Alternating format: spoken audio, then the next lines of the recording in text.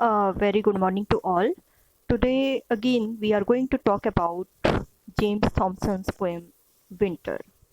I told you about this poem that this is the finest poem written by James Thompson. He has written a very long poem that is titled as The Seasons. This poem actually talks about the four seasons that abound the nature: spring, summer, autumn, and winter season. And this particular poem, Winter, is also an abstract, a small form of the long poem Winter itself. All the four poems that are there, whether it is the winter poem, whether it is the autumn, or spring or summer, all these poems are very long, and in your syllabus only a small part of the poem Winter has been selected for the study. Okay, I must brief the first part, which we have already gone through. In the beginning part, the writer is talking about the winter season. As we all know that the winter season, in the winter season, the icy winds are blowing, and we people feel really terrible with the fact that if we go out, we will catch cold, and we feel it is not registrable to our body. So here the writer says that the fierce icy winds of the winter had frozen the river water from shore to shore. The entire water of the river that is there, that has been frozen due to the impact of the icy winds. And it is appearing as if the entire river has been imprisoned in this way by the winds, we can say, the windy ice that is there. The river water below the frozen surface growls at this as if it expresses its anger at its imprisonment. The river here is personified as a prisoner. A prisoner of what? A prisoner of the coating of the ice. The ice is formed out of the water of the river. So let us come to the next part of this poem. Loud rings the frozen earth, and hard reflects a double noise, while at this evening watch the village dog deters the nightly thief.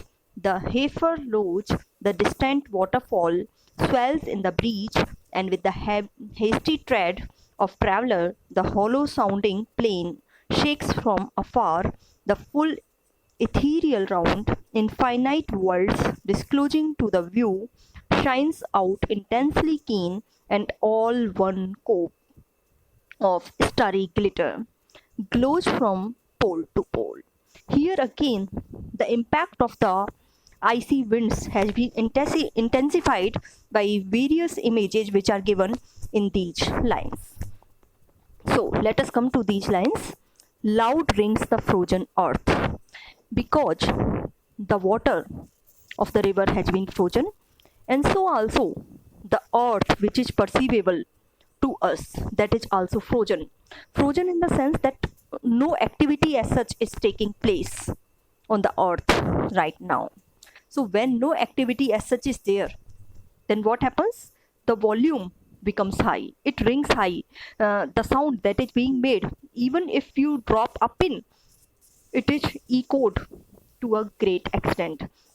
As you see that if suppose a room is there and no luggage is there in that room, no object is there as such in that room, if you speak, then what happens? The your voice resounds, echoes, and it appears as if you are speaking very loudly. So here the writer is saying that as no human being is outside, no creature is making any movement, that's why the sound that is being made at that time, that is made louder. Loud rings the frozen earth, and hard reflects a double noise. And whatever noise is being made at that time, that is redoubled. Due to what? Due to the icy winds. The winds are, you see, very much cold, and at that time, because no one is there in the surroundings, that's why the echo of that sound is doubled, we can say. While at this evening watch, the village dog deters the nightly thief, and at certain times the thieves also come during the night time. So there, in the evening, the village dog is there, and village dog is doing what? It is deterring. Deter means to restrict, to protest. to bound, we can say. The village dog deters the nightly thief. Nightly thief, the thief that is going in the night. So he is trying to stop the thief who has intended towards looting the house of someone, we can say. So that is there.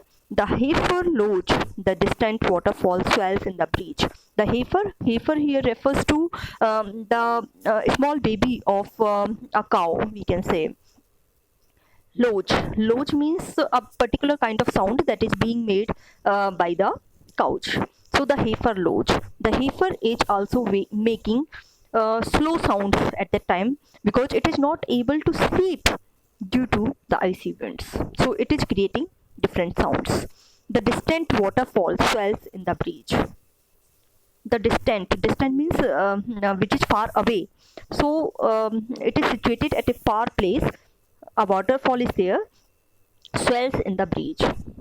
Swells in the breach means it is widening in the breach, because as you see that whenever the breach is going on, whenever the air is there, the water is spread everywhere. It is not flowing in a rhythm. It is you see, sprinkling here and there. It is getting sprinkled here and there. So the writer says the village dog deters the nightly thief. The heifer lows the distant waterfall swells in the breach, and with the hasty tread of traveller, the hollow sounding plain shakens from afar.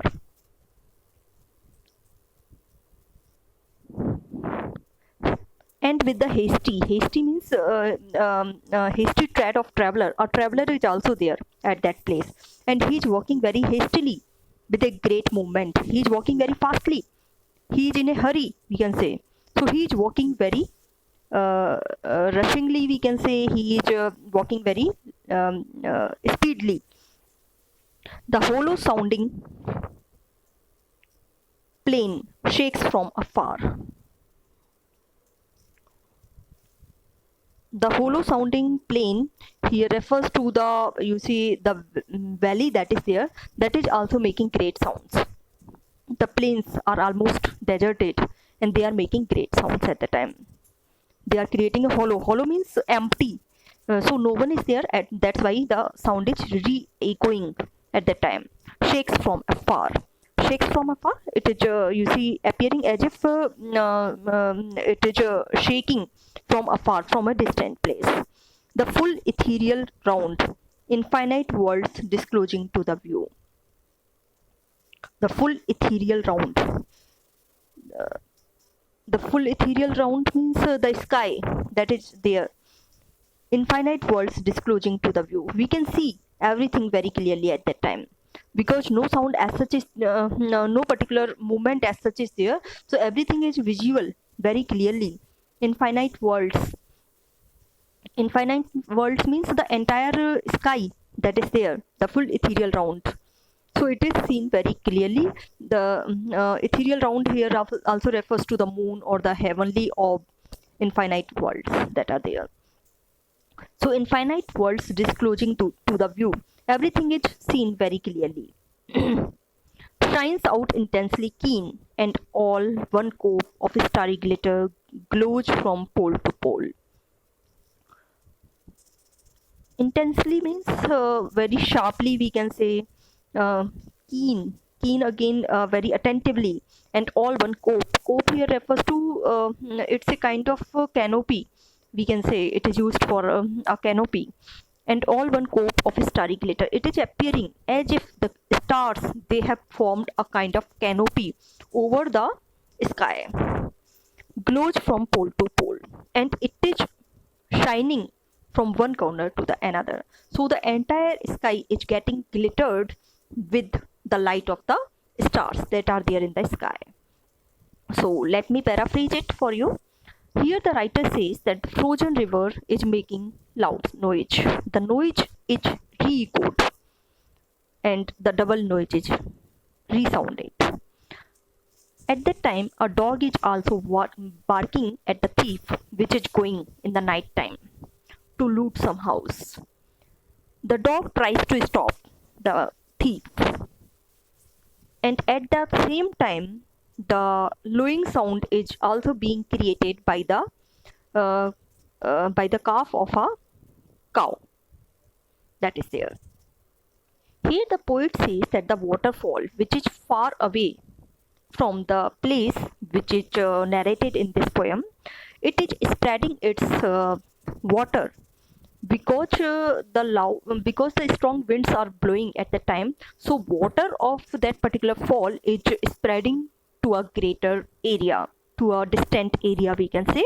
The traveler is also there at the time, and he is you see very much troubled with the fact that no one is around, so he is very much afraid. So he is walking very hastily so that he can reach to his place safely. The plains, the plain area that is there, it is also totally deserted because no one is around. So the plains are also producing a hollow sound because the cold night it is there, and the icy winds are also blowing at that time. The sky is very much clear, the full ethereal round. The sky is clear and the stars are seen shining very clearly. Now, all the stars, whether it is the sun, sorry, whether it is the moon or the other you see planets that are there, they are shining very clearly in the sky.